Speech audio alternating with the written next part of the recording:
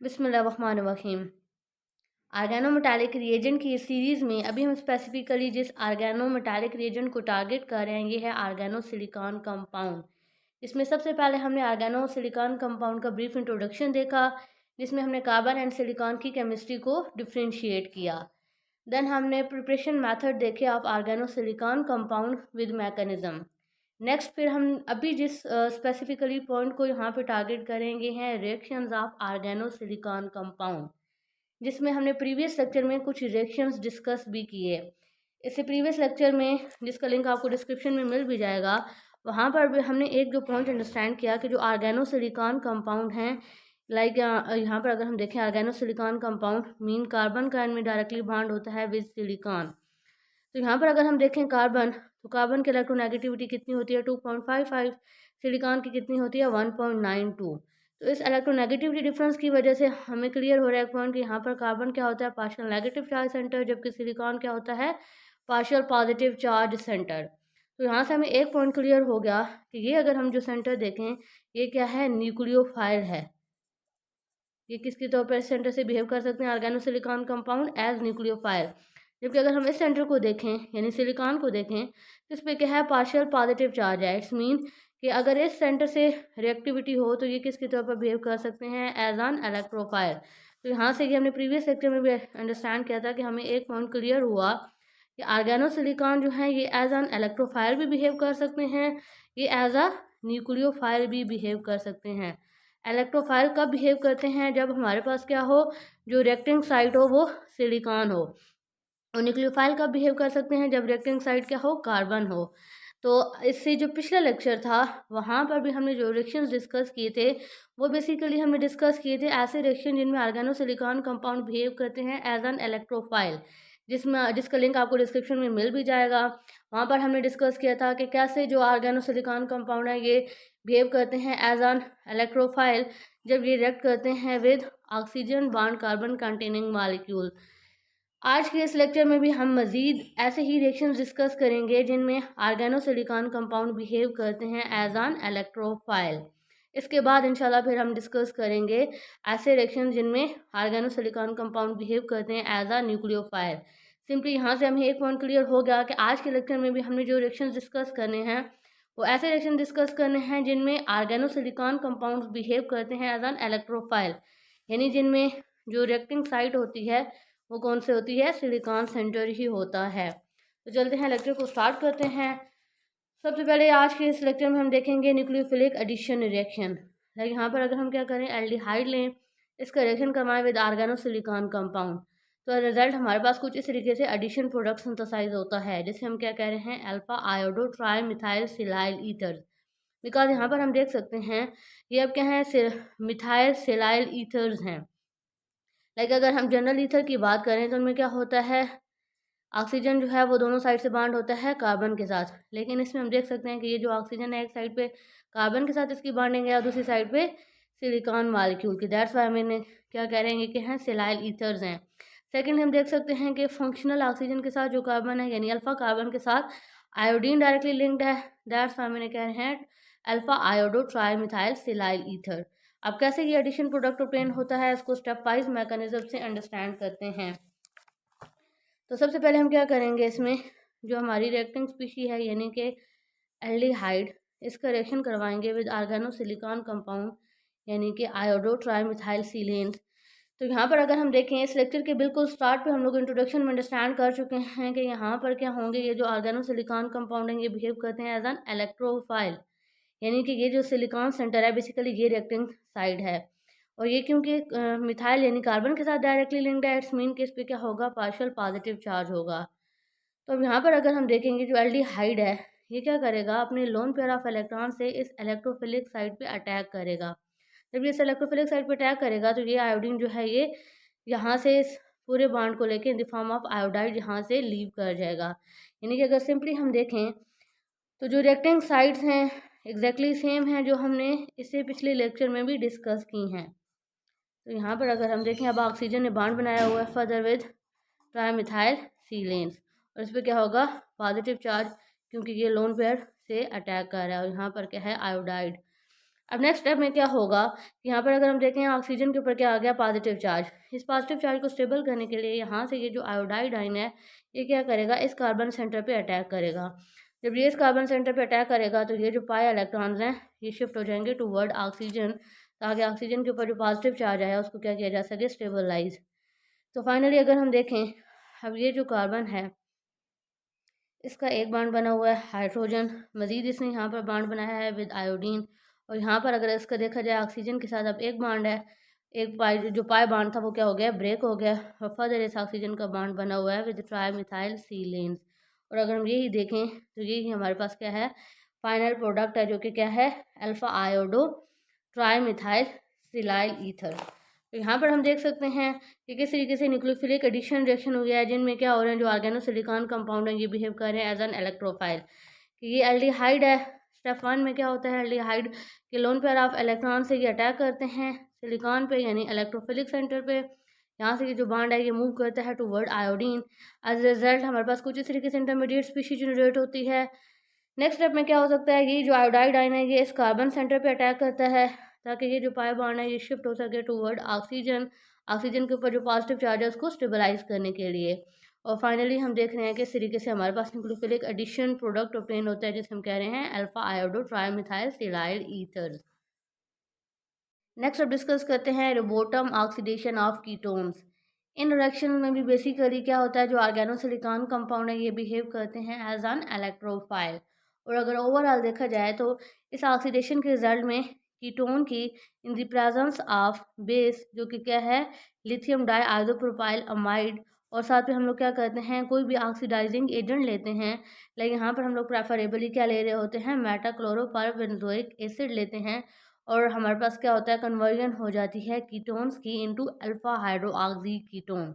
यहाँ पर हम देख सकते हैं कीटोन्स हैं, जब भी हमने कंडीशन प्रोवाइड की, लिथियम डाइआज़ोप्रोपाइल अमाइड यूज़ किया, साथ ही ऑक्सीडाइजिंग एजेंट यूज़ किया मेटाक्लोरोपरबेंजोइक एसिड, और साथ ही क्या है, आर्गेनो सिलिकॉन कंपाउंड, जो कि क्या है, ट्राई आयोडो ट्राइमिथाइल सीलेन।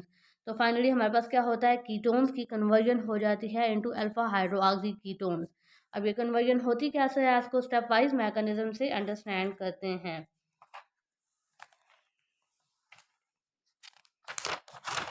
यहाँ पर हमने सबसे पहले क्या लिया, हमने ली कीटोन,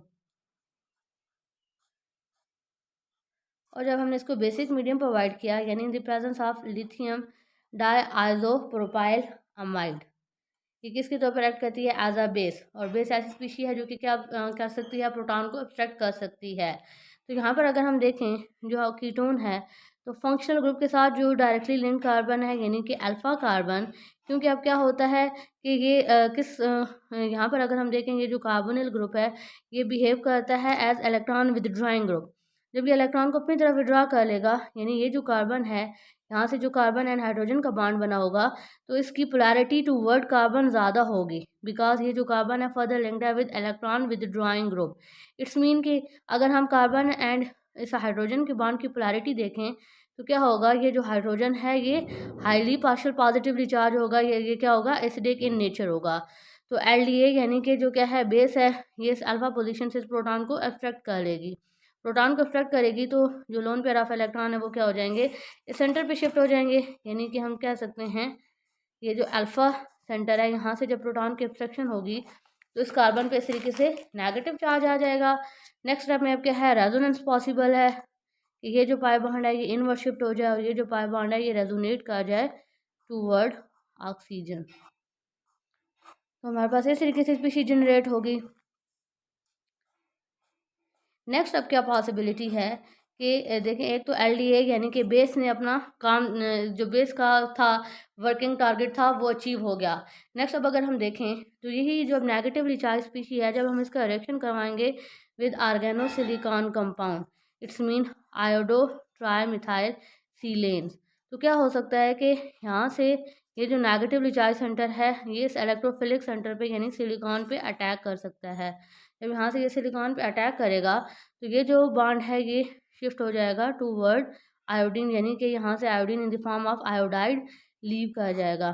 फाइनली अगर हम देखें तो हमारे पास इस तरीके से इंटरमीडिएट स्पीशीज जनरेट हो रही है, जिसमें ऑक्सीजन ने बॉन्ड बनाया हुआ है विद ट्राइमिथाइल सिलिकॉन।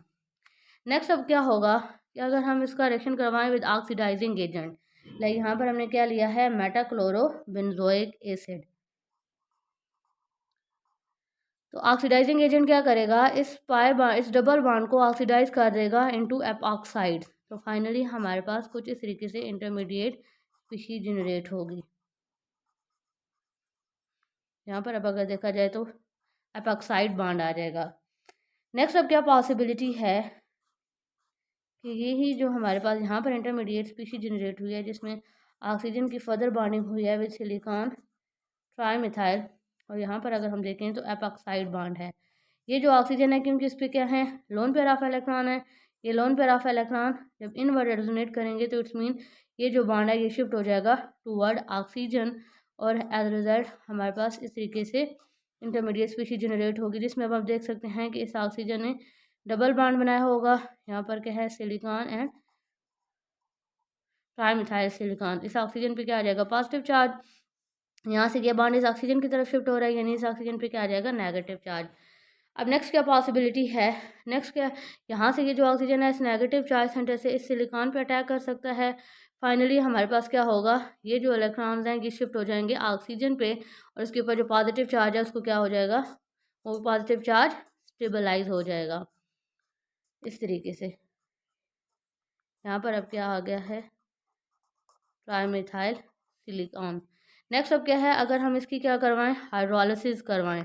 हाइड्रोलिसिस करवाएंगे तो हाइड्रोलिसिस के रिजल्ट में क्या होगा कि यहाँ से ये जो ऑक्सीजन है ये लोन पेयर ऑफ इलेक्ट्रॉन से क्या कर लेगा, मीडियम से प्रोटॉन एब्स्ट्रैक्ट कर लेगा, और फाइनली हमारे पास इस तरीके से इंटरमीडिएट स्पीशीज जनरेट होगी। इसके ऊपर क्या होगा, पॉजिटिव चार्ज। अब क्या है, यहाँ से ये जो हाइड्रो ऑक्साइड आयन है नेक्स्ट स्टेप में क्या कर सकते हैं, ये इस सिलिकॉन पे अटैक करेंगे ताकि ये जो बॉन्ड है ये शिफ्ट हो सके टूवर्ड दिस ऑक्सीजन, और इसके ऊपर जो पॉजिटिव चार्ज है वो स्टेबलाइज हो सके। तो फाइनली हमारे पास इस तरीके से alpha hydroxy ketone synthesise हो जाएंगे। साथ अगर हम देखें तो इस तरीके से सिलिकॉन का बाय प्रोडक्ट सिंथेसाइज हो रहा है। तो ये था mechanism of Rubottom oxidation of ketone, जिसमें हम लोगों ने इसको स्टेप वाइज अंडरस्टैंड किया कि किस तरीके से हमारे पास क्या होता है। अगर स्टेप 1 में देखें हमने कीटोन का रिएक्शन करवाया विद बेस, तो सबसे पहले क्या करेगी, ये जो बेस होगी यानी कि जो है लिथियम डाई आइसोप्रोपाइल अमाइड है, ये अल्फा पोजीशन से इस पोजीशन से प्रोटॉन एब्स्ट्रैक्ट करेगी। फाइनली हमारे पास फिर क्या होगा, ये जो पाई बॉन्ड है ये इनवर्ट रेजोनेट कर सकता है यानी कि रेजोनेंस होगी। नेक्स्ट क्या होगा, यहाँ पर अब क्या, अगर हम देखें हमने इसका रिएक्शन करवाया विद आर्गेनो सिलिकॉन कंपाउंड, तो यहाँ से ये जो नेगेटिवली चार्ज ऑक्सीजन है इस इलेक्ट्रोफिलिक सेंटर पर अटैक करेगा, और यहाँ से ये जो आयोडीन है in the form of iodide आइन लीव कर जाएगा, और यहाँ से अब अगर हम देखें इस ऑक्सीजन ने अटैक किया है इस सेंटर पे, और फाइनली हमारे पास इस तरीके से इंटरमीडिएट स्पीशीज जनरेट हुई। नेक्स्ट अब हम क्या करेंगे, नेक्स्ट अब हम जब इसका रिएक्शन करवाएंगे विद मेटा क्लोरोपरबेंजोइक एसिड, तो हम देख सकते हैं कि हमारे पास क्या होगा, ये जो डबल बॉन्ड है इसकी ऑक्सीडेशन हो जाएगी, ये कन्वर्ट हो जाएगा इनटू एपॉक्साइड। नेक्स्ट स्टेप में क्या पॉसिबिलिटी है कि यहाँ पर अगर हम देखें तो ऑक्सीजन के जो लोन पेयर हैं ये इनवर्ड रेजोनेट करेंगे, यहाँ से ये जो बॉन्ड है ये शिफ्ट हो जाएगा टूवर्ड दिस ऑक्सीजन, तो रिजल्ट इस ऑक्सीजन पे नेगेटिव चार्ज आ जाएगा और इस ऑक्सीजन पे पॉजिटिव चार्ज आ जाएगा। नेक्स्ट अब इस पॉजिटिव चार्ज को स्टेबलाइज करने के लिए यहाँ से ये जो ऑक्सीजन के ऊपर नेगेटिव चार्ज है इस सिलिकॉन के ऊपर अटैक करेंगे, तो ये जो बॉन्ड है ये इस ऑक्सीजन के ऊपर शिफ्ट हो जाएगा ताकि इस पॉजिटिव चार्ज को स्टेबलाइज किया जा सके। एज अ रिजल्ट हमारे पास इस तरीके से इंटरमीडिएट स्पीशीज जनरेट हो जाएगी। नेक्स्ट क्या होगा, फाइनली हाइड्रोलिसिस होगी। हाइड्रोलिसिस कैसे प्रोसीड होती है ये अभी हमने मैकेनिज्म अंडरस्टैंड भी किया है। इसमें सिंपली क्या होता है कि ये जो ट्राईमिथाइल सिलेन है ये रिप्लेस हो जाता है बाय हाइड्रोजन, और फाइनली हम देख रहे हैं कि हमारे पास क्या सिंथेसाइज हो रहे हैं, अल्फा हाइड्रोक्सी कीटोन्स।